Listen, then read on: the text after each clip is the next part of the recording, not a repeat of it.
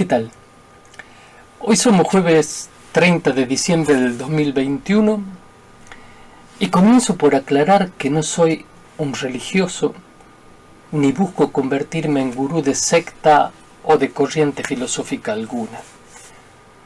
Simplemente, quizá en razón de mi edad, casi 70 años, y más aún desde que en diciembre del 2019 me operaron de un tumor maligno, situación de la cual estoy saliendo provisoriamente airoso, cobraron en mí gran importancia las preguntas que todos nos hacemos sobre la existencia y su sentido.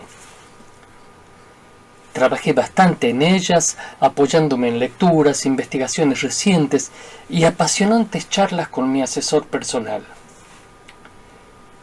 No pretendo haber logrado respuestas concluyentes, pero sí aproximaciones razonables y razonadas que a mí me están permitiendo transitar esta etapa final de mi vida con optimismo. Y pensé que podría ser de utilidad que las compartiese. Lo haré aquí a través de conceptos generales, sin ahondar en temas para los cuales no estoy preparado, ya que no se trata de presentarles un ensayo académico, sino una reflexión profana y práctica con la que, por supuesto, se puede no estar de acuerdo. Y si bien estos temas a menudo conducen a lo religioso, preferí abordarlos desde el sentido común, con una óptica más bien racionalista, comprobable, donde lo espiritual está separado de lo religioso. Y concluiré la exposición analizando la viabilidad de mis deducciones y de mis pruebas, y los por qué de mi selección de las diferentes respuestas. Yo parto de la base de que hay algo más allá de la vida, y que a la vida se accede mediante la reencarnación.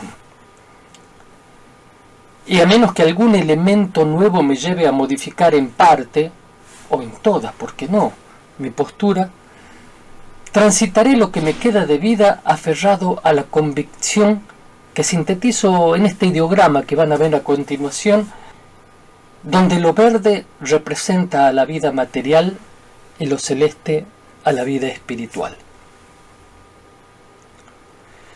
Mi convicción dice que la entidad que nos habita en nuestra condición de seres humanos, llámese conciencia, espíritu, ser esencial, alma o energía, realiza un ininterrumpido círculo evolutivo que parte desde el antes de acá. El punto 8 en celeste, abajo y a la izquierda del ideograma, ingresa a la vida material o terrestre en el momento de la concepción o implantación del óvulo fecundado en el útero materno, como lo muestra el punto 1 en verde. Transita el periodo de 9 meses de vida intrauterina hasta su nacimiento, el punto 2. Luego hace su recorrido comúnmente llamado vida, graficado aquí con el número 3, y la abandona con el fallecimiento en el número 4. Allí, la entidad desencarna y vuelve a su estado original trascendente. Sin embargo, no en todos los casos este fallecimiento significa la muerte definitiva, señalada con el número 6 allí abajo y a la derecha, porque hay un paso intermedio posible, digo bien posible, el número 5 llamado túnel, del que hablaré en un momento. Cuando se produce la muerte definitiva, la entidad se instala en lo que habitualmente llamamos el más allá. Punto 7. Que como pueden ver, al fin y al cabo, no es otro que el mismo de nuestra partida, que antes llamé el antes de acá, con el número 8. Lo nombro de manera distinta al único efecto de graficar, como verán a continuación, la diferencia en el movimiento de ingreso y de salida a ese lugar. Este es, básicamente, el recorrido de la entidad que somos en el círculo evolutivo que lo lleva a muchas reencarnaciones y a otras tantas muertes definitivas. Para justificar lo dicho hasta aquí, debemos mirar de cerca los diferentes aspectos y elementos que constituyen el círculo evolutivo. Lo primero que corresponde es definir y describir esa entidad que somos y que yo pienso que migra una y otra vez de la vida carnal a la espiritual. La pregunta es, ¿qué o quién reencarna? Durante mucho tiempo se creyó que eso que somos, eso que piensa en nosotros, que nos ubica ante el prójimo y nos diferencia de él, era una construcción de la actividad neuronal que, lógicamente, desaparecía de manera irreversible con la muerte del cerebro, o sea, con la muerte del ser humano. Sin embargo, el 20% de los resucitados de las llamadas experiencias cercanas a la muerte, tema esencial sobre el que volveré en un momento, relatan haber vivido una experiencia extracorporal de la cual dan cuenta con lujo de detalles coincidentes. ¿A qué conduce este dato? A la evidencia de que si la entidad hubiese dependido de la actividad del cerebro, esa vivencia hubiese sido simplemente imposible porque el cerebro estaba muerto, comprobado por electroencefalogramas chatos, electrocardiogramas también chatos, o sea que no había actividad. Se deduce entonces que la entidad que nos constituye es independiente del cerebro e incluso anterior al cerebro.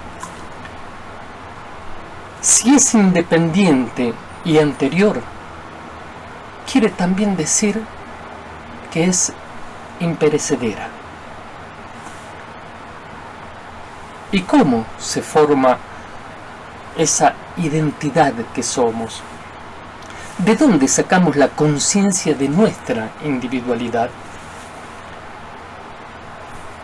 La entidad individual se originó en algún momento del proceso expansivo aún hoy en desarrollo, llamado Big Bang, o quizá en algo aún más importante que lo involucre y que desconocemos. De esta manera, comienza para la entidad el ciclo evolutivo que la enriquecerá en las sucesivas reencarnaciones como ser humano, con las vivencias acumuladas, ya sea felices o desagradables, a las que cada una de ellas la someta. En ese círculo evolutivo, la identidad pasa por dos estadios y dos lugares diferentes.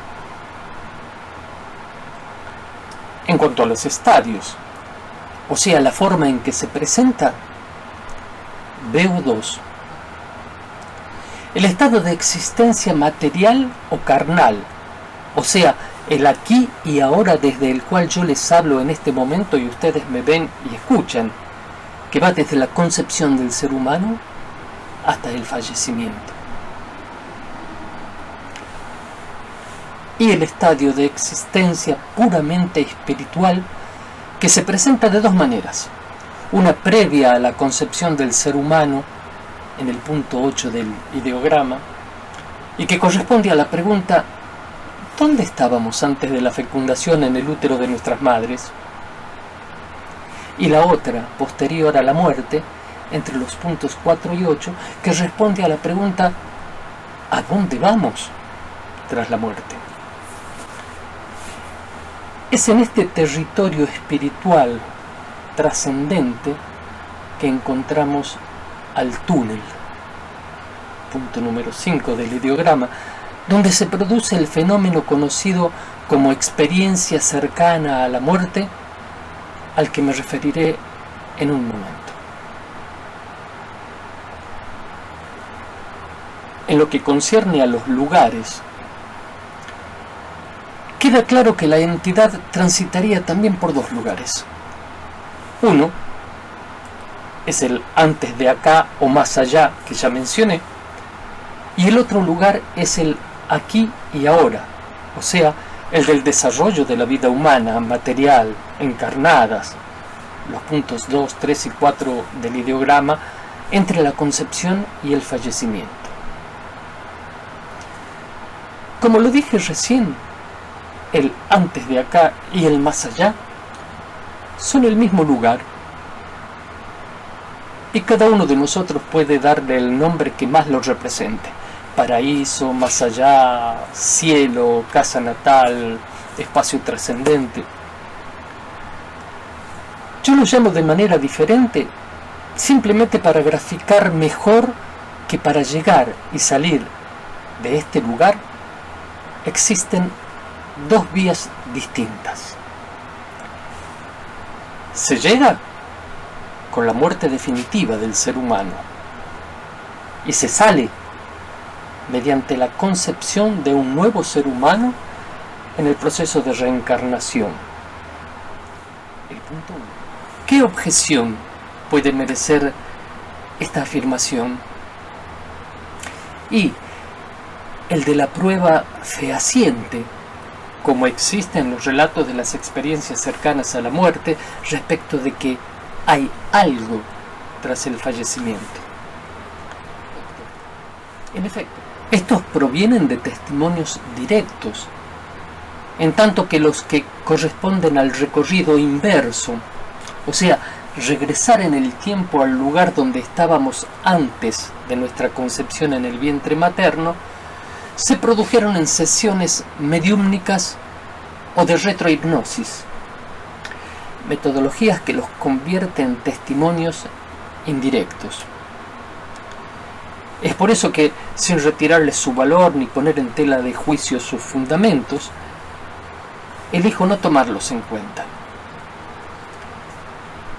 Esta situación cambiará ni bien comiencen a surgir relatos aceptables y a la primera persona de lo que entonces podremos llamar experiencia previa a la concepción.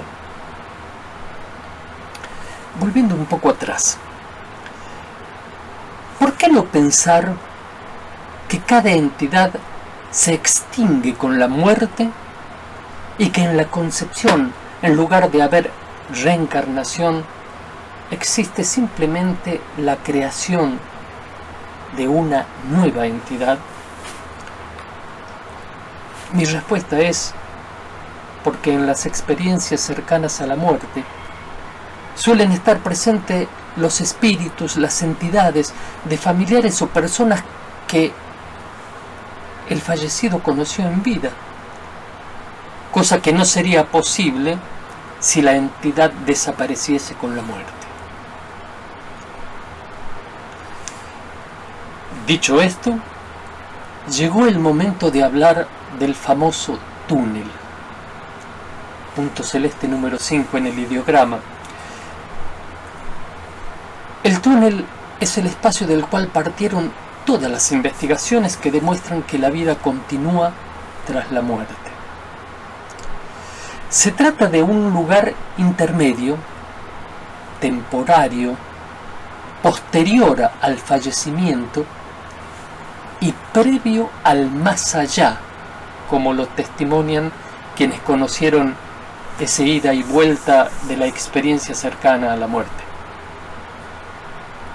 Los experimentadores, nombre con el que se designa a quienes vivieron esta experiencia, relatan con lujo de detalles coincidentes haberse encontrado desencarnados de su cuerpo físico en un lugar donde fueron recibidos por un ente etéreo o de luz, a menudo un familiar ya fallecido, y desde donde ellos vieron una inmensa luz que transmitía calma, tibieza e inmenso amor.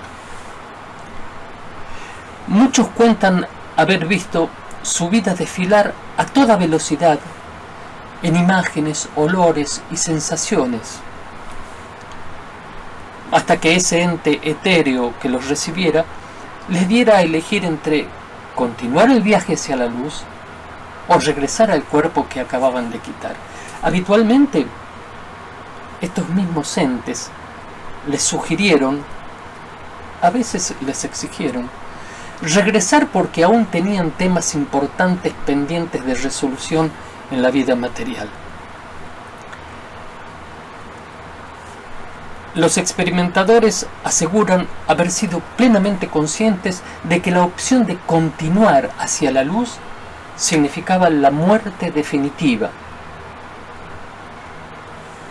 y de ninguna manera eso los atemorizó.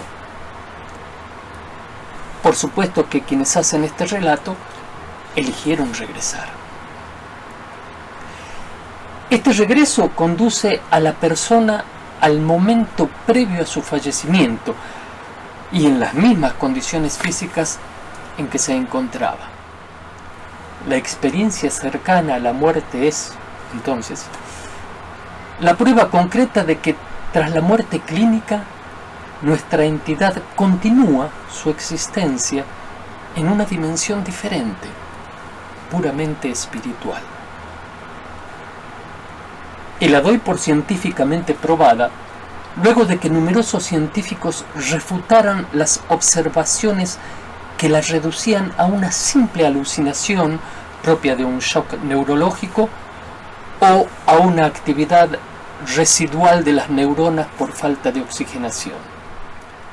Advirtamos que ella no constituye un paso obligado en el camino hacia el más allá, sino que es un alto que se da en los casos crisis durante una operación, paro cardíaco,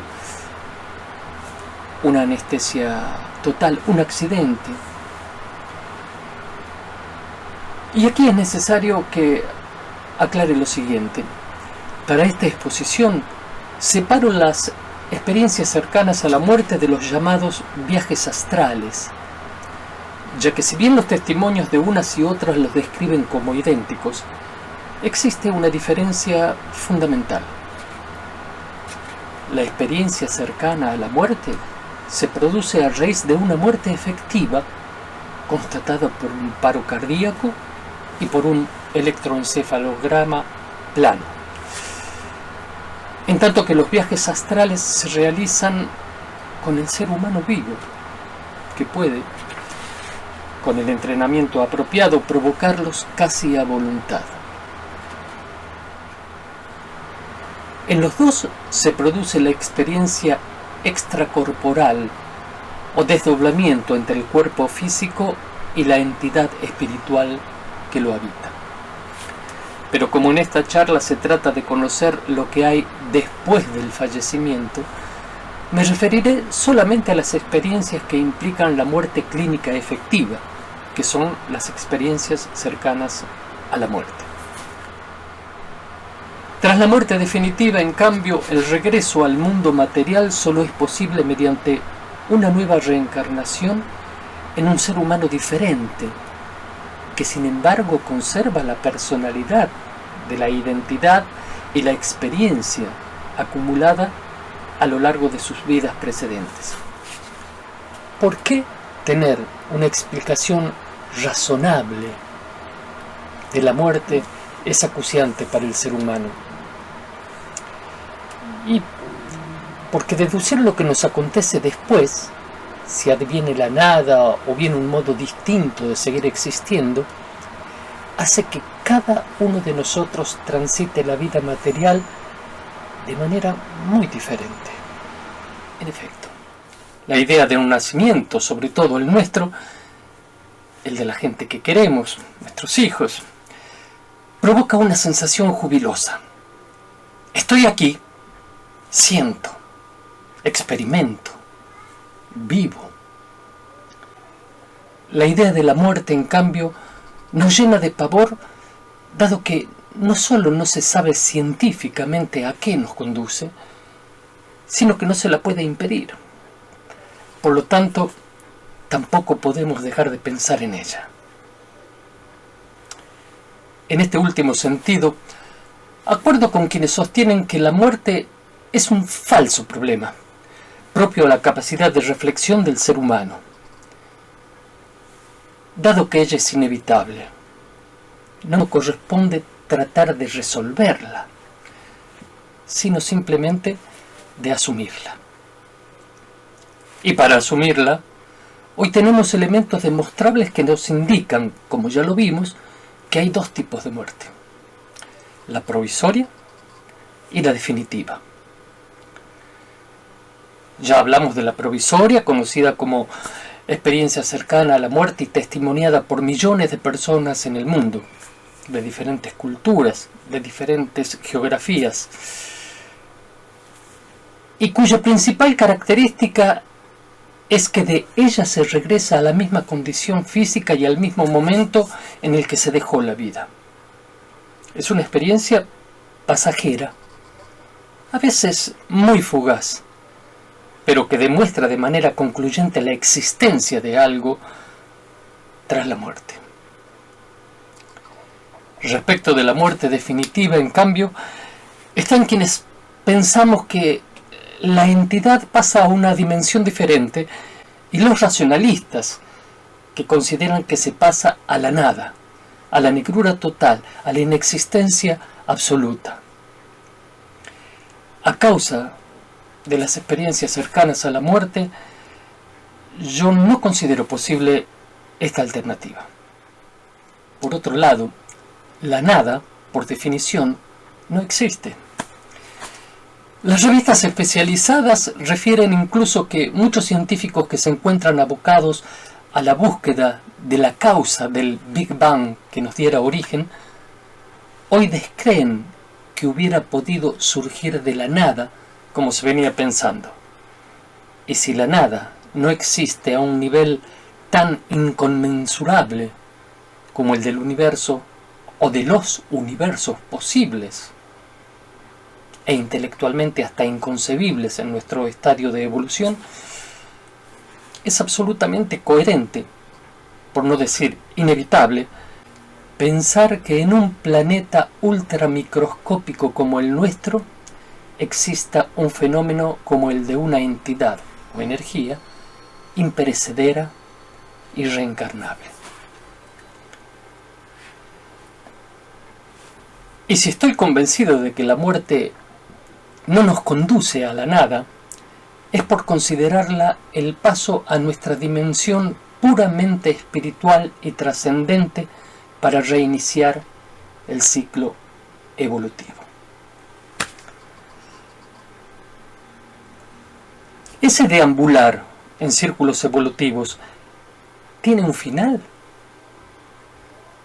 Hay quienes sostienen que se repite indefinidamente y quienes piensan que termina con la última muerte definitiva de una última reencarnación, cuando la entidad ya transitó todos los aspectos de la experiencia humana y está lista para pasar a una dimensión diferente de las dos que hasta hoy conocemos, la material y la espiritual, y de la cual por el momento solo se supone su existencia. Forma parte de una deducción lógica posible. Y ahora una pregunta: ¿por qué yo adhiero a la explicación del circuito en círculos evolutivos ininterrumpidos, vida, muerte, espíritu, materia? Porque aunque tiene aspectos aún en plena exploración, me parece la más razonable y de la que se pueden presentar pruebas que no necesitan apoyarse en la fe. Dicho esto sin cuestionar en absoluto a quienes se aferran a ella. Simplemente tomo aquí elementos que pueden probarse y la fe se apoya en dogmas. Y también adhiero a esta explicación porque la idea del movimiento evolutivo en círculos parece ser inherente a todo lo conocido, desde el universo mismo, con su infinidad de galaxias y sistemas expandiéndose en movimientos circulares alrededor de un núcleo que les es propio, hasta el átomo, en tanto unidad más pequeña que compone la materia terrestre.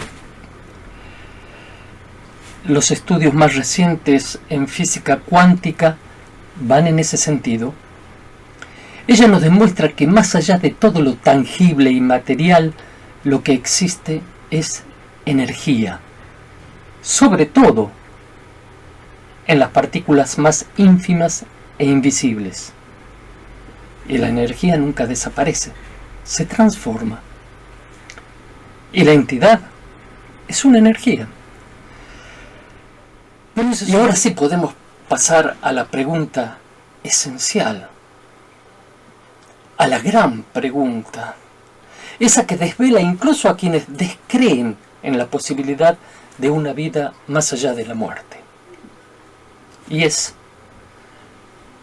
¿cuál es el sentido de la vida? ¿Para qué vivimos? Quizá sea más pertinente abordar el tema con otra pregunta. ¿La vida debe necesariamente tener un sentido? Porque si profundizamos esa lógica, deberíamos cuestionarnos sobre el sentido del universo mismo. Más aún, ¿y si este universo nuestro a su vez forma parte de otro más grande que lo engloba? ¿Qué sentido tiene la creación misma? ¿Cuál es su razón de ser, de existir? La respuesta más simple y más rápida que se ha dado y que se da siempre a esta pregunta es Dios. Escrito con mayúsculas para resaltar que se trata del Dios de los dioses en caso de haber otros. Como eso nos obligaría a precisar las características de Dios, los partidarios del antropomorfismo sostendrían que Él nos creó a su imagen y semejanza. Otros darían una visión más cosmológica y se acercarían al panteísmo. Dios es la naturaleza, la Pachamama de los pueblos cordilleranos.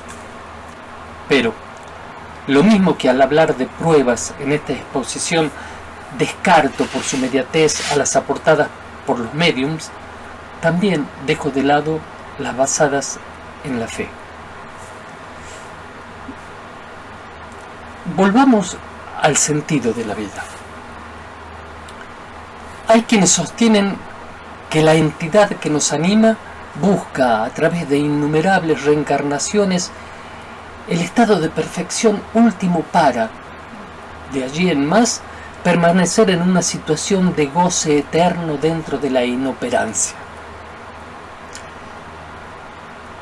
Este tipo de postura me parece que carga de futilidad al proceso y no le otorga suficiente razón al hecho de vivir.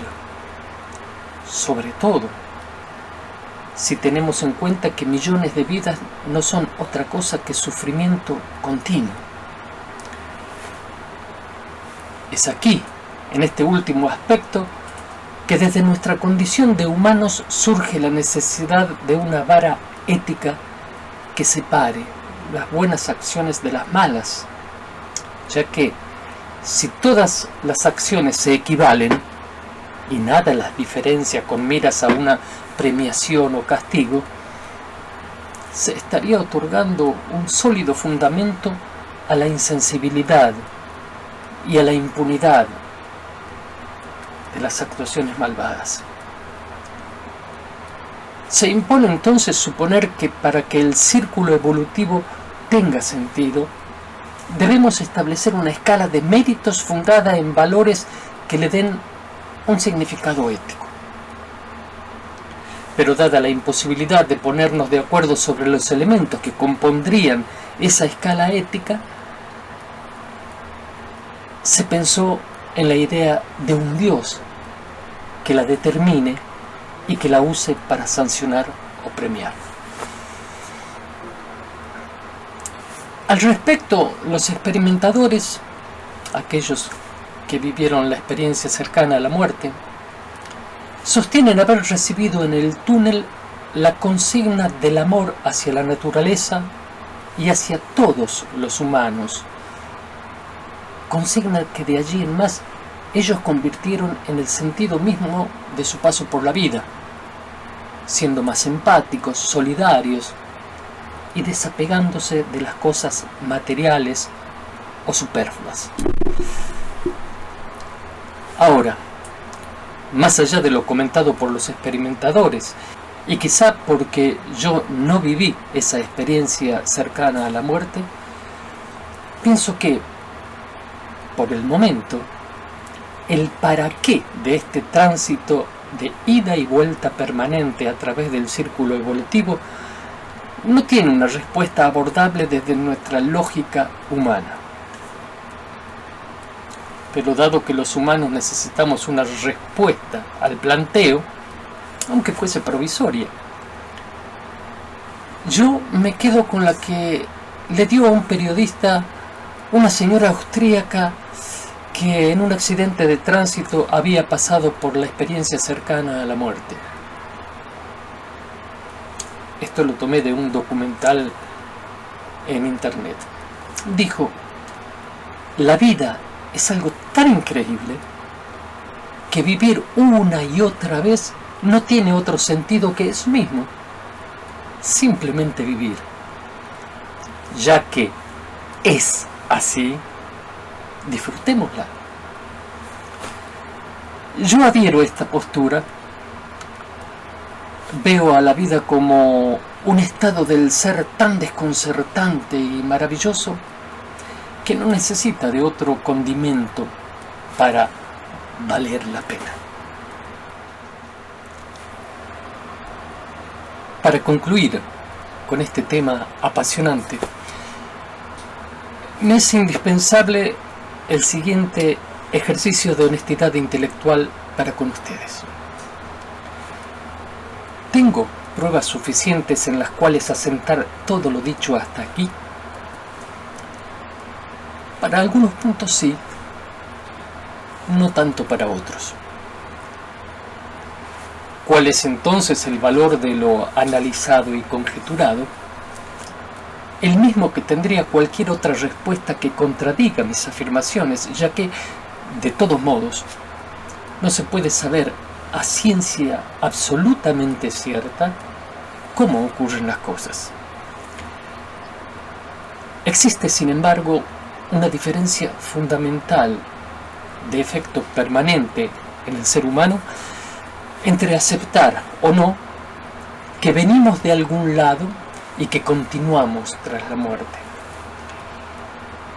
Esa diferencia consiste en transitar la vida material de manera aliviada y esperanzadora en un caso, o vivirlas angustiados por el temor a la irremediable desaparición en el otro. Entonces, dado que hay dos probables respuestas y ninguna certeza sobre cuál es la correcta, una cuestión de lógica práctica que me fuera inculcada por mi asesor personal me lleva a elegir aquella que más me conviene. Entonces, si tras la muerte pasamos a la nada absoluta, no solo ni siquiera me voy a enterar cuando ésta se produzca, sino que habré vivido mejor en una actitud de esperanza positiva. Y si me encuentro con una manera de prolongación o continuidad de la vida, además de haber vivido mejor, me sentiré muy satisfecho de haberme apoyado en la perspectiva más optimista. y estaré otra vez dispuesto a una nueva experiencia. A todos ustedes les deseo una buena vida.